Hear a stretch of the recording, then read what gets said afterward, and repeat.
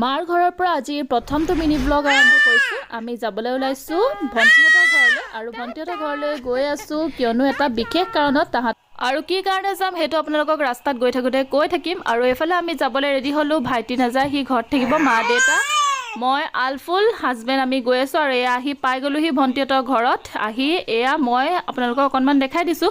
তাৰপিছত এয়া চাহটো খাই ল'লোঁ আৰু দেখিবলৈ পাইছে এখন নতুন গাড়ী তাহাঁতি কিনিলে নতুন গাড়ী আৰু সেই গাড়ী পাৰ্টি খাবলৈ গ'লোঁ। তাৰপিছত দেখিছেনে মই পূৰা ঘৰ সৰাত বিজি হৈ গ'লোঁ। মানে মই ঘৰটো অকণমান যদি ধূলি হৈ থাকে তেতিয়াও মই বেয়া পাওঁ, মানে মই বুনিয়া ভুজিয়া পেলালোঁ সেইকাৰণে। তাৰপিছত এয়া আলফুলক দেখিছে তাহাঁতৰ ভনীয়েকৰ লগত ভণ্টিৰ ননদৰ লগত তাই পূৰা ব্যস্ত হৈ পৰিছে। লগতে দুজনী ফ্ৰেণ্ডো তাই লগ পাই গ'ল আৰু তাহাঁতৰ লগত পূৰা ধুনীয়াকৈ খেলি আছে। আৰু তাই অকণমান আমনি কৰা নাই, এনেই অচিনাকি মানুহ পালে তাই বহুত আমনি কৰে, কিন্তু তাই আকৌ আজি বহুত ভালকৈ আছে। আৰু লগতে এয়া হাঁহৰ মাংস, সৰু আলুগুটি ভাজি, চালাড আৰু